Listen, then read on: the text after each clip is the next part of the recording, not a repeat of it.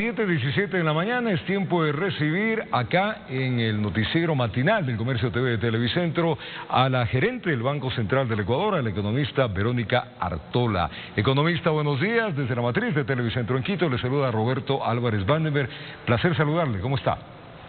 Buenos días, Roberto. Muchísimas gracias por la invitación. Todo muy bien. Bueno, entremos así rápidamente a hablar de economía, que creo que a todos los ecuatorianos hoy en este punto nos interesa saber, economista. Y partamos en algo.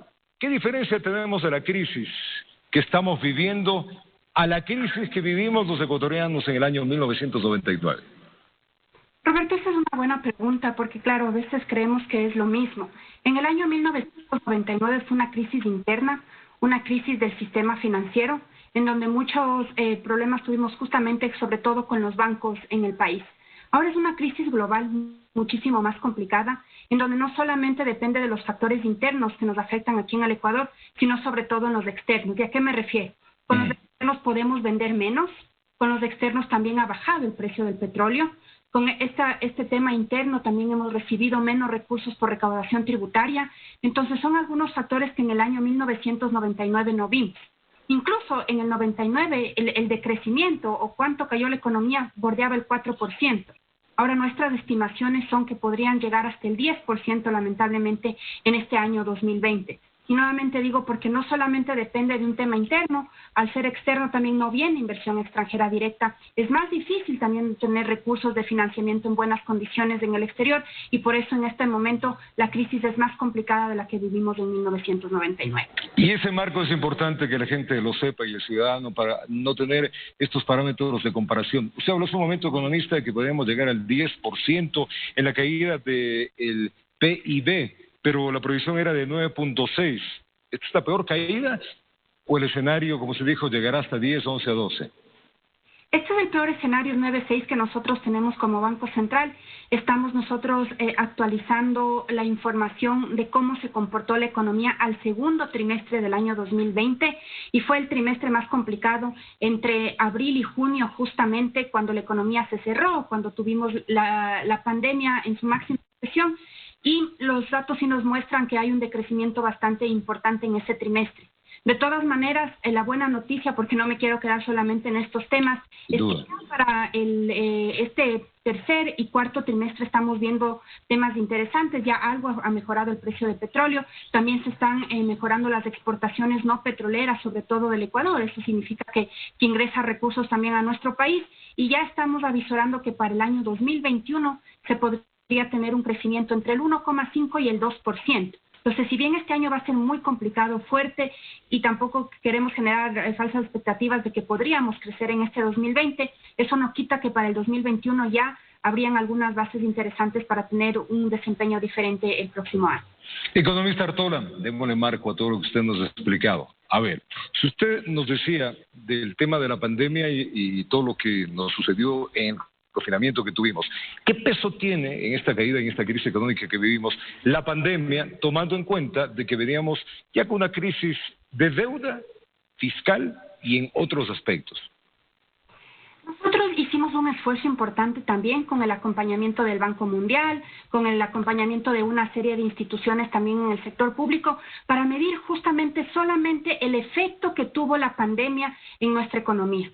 Entonces, de acuerdo a los datos que nosotros tenemos, el efecto del decrecimiento de la economía de la pandemia fue alrededor de 6.500 millones de dólares, solamente en esos 3 meses, de los cuales 5.500 básicamente fueron afectaciones en el sector privado.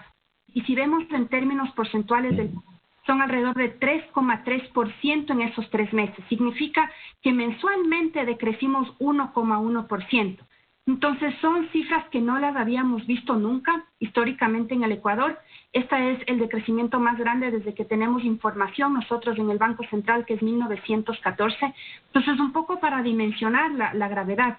A veces creo que no se cuantifica y no se ve lo difícil que ha sido también para nosotros como gobierno nacional. Justamente nos ha tocado tomar medidas que no han sido fáciles, pero es justamente por esta caída, que esta caída es bastante fuerte. Como digo, 6.500 millones en 3 meses no lo habíamos visto nunca antes. Esta es la peor caída que hemos tenido en la historia del país y sin duda provocada por varios puntos, nueva pandemia, la crisis y la crisis fiscal. Con este marco, ahora sí, con este panorama, hablemos de las proyecciones económicas, tanto para el cierre de este periodo como para el que viene, tomando en cuenta lo que usted dijo, que ya no llegan los créditos de las multilaterales.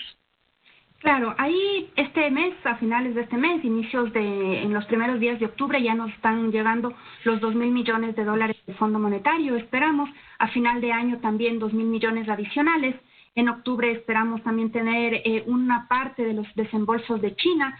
Entonces, ahí la proyección, empiezo por la Reserva Internacional, que es importante también para sostener la dolarización, para tener una economía fuerte. Estaríamos esperando que bordee los 3.800 a 4.000 millones de dólares. Y ya por el lado de crecimiento económico, como decía, para el año 2021 esperamos tener un crecimiento que bordea el 2%. También esperamos que las plazas de empleo, que siempre es la variable que a nosotros como gobierno nacional nos preocupa más, también, si bien este año esperamos que pueda haber una pérdida de empleos que bordee los 400.000 empleos más o menos en este año 2020, ya para el año 2021 esperamos que se recupere por lo menos unos 200.000 empleos el próximo año, y con estas estimaciones que nosotros tenemos del crecimiento del Producto Interno Bruto. Hablando del crecimiento del Producto Interno Bruto, economista, ¿cuáles son los sectores que ustedes están proyectando que serán los que crecen? Todavía por sector específicamente, Roberto, no tenemos solamente este agregado de la economía. Estamos todavía esperando que pase eso, pero lo que sí le puedo decir que estamos viendo en estos últimos meses que el sector, por ejemplo, del transporte ya se ha reactivado, porque durante la pandemia no se podían hacer ni transporte interno ni de mercancías para exportar. Entonces, estamos viendo que el sector de transporte se está comportando mejor, el sector comercio también, algo se ha reactivado la construcción. Entonces creo que son los sectores importantes que hemos visto durante estos últimos meses que se están reactivando. ¿Cerramos positivos el año, economista?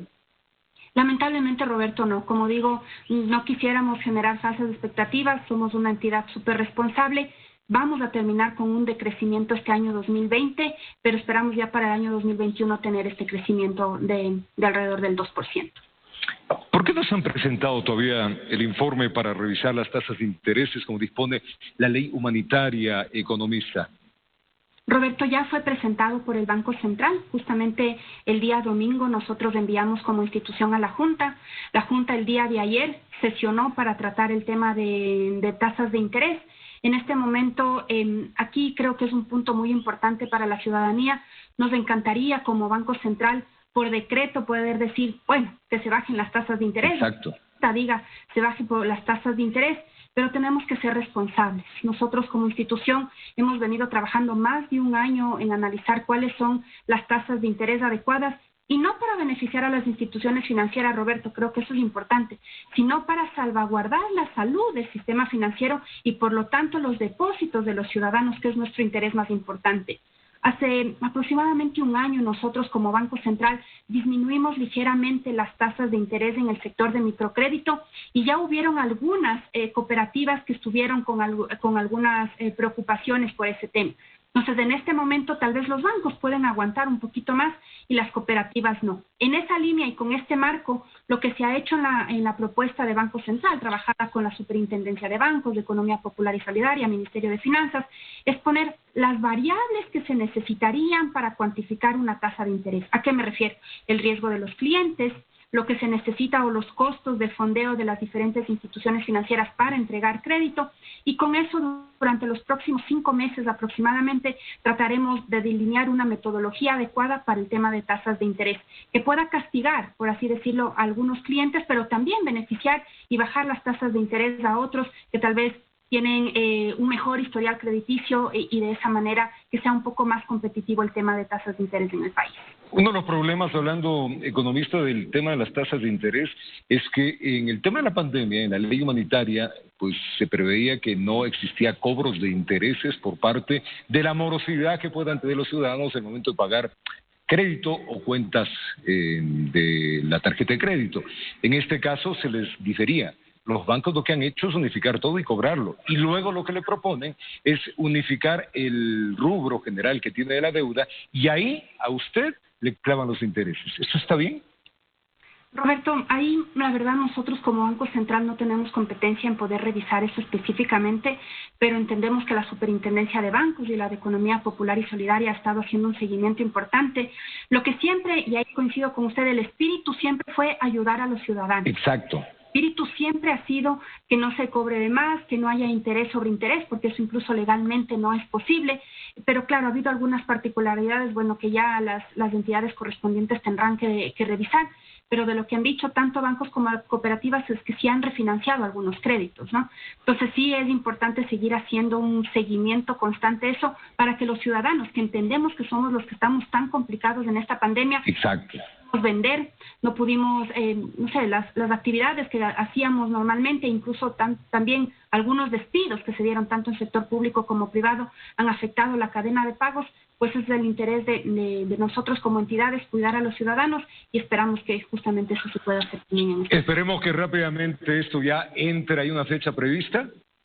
Estamos esperando que a inicios del próximo año, es decir, entre enero e inicios de febrero, se ya pueda hacer. Como digo, el día de ayer ya se aprobó esto en el seno de la Junta de manera general y se da un lapso de 5 años para poder depurar justamente la metodología, que eso nos da enero-febrero del próximo año.